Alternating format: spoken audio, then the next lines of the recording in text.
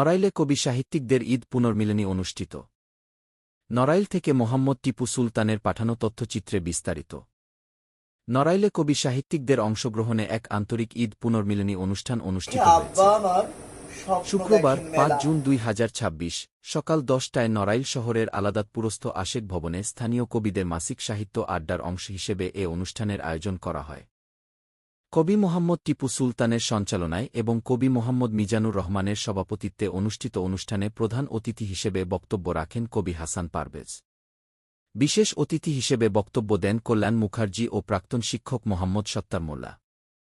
অনুষ্ঠানে কবিতা আবৃত্তি করেন কবি তাজ মোহাম্মদ বিশ্বাস, মোহাম্মদ ফারুক মোল্লা, মোহাম্মদ ইসরাফিল হোসেন, মোহাম্মদ জিল্লুর রহমান, সৈয়দ নূর আলী, সৈয়দ খায়রুল ইসলাম, কবি আবু আক্কাস, বাচ্চু মুন্সি, মোহাম্মদ ইকরামুল হক, মোহাম্মদ আসাদুর রহমান, আনন্দ কুমার, কালীপদ সরকার, মনিকা মজুমদার ও মোহাম্মদ সবুজ সুলতানসহ অন্যান্য কবি সাহিত্যিক। অনুষ্ঠানে ঈদের শুভেচ্ছা বিনিময়ের পাশাপাশি সাহিত্যচর্চা, কবিতা পাঠ ও সাংস্কৃতিক বিভিন্ন বিষয় নিয়ে আলোচনা করা হয়। শেষে অতিথিদের সম্মাননা স্বরূপ বই উপহার প্রদান করা হয়।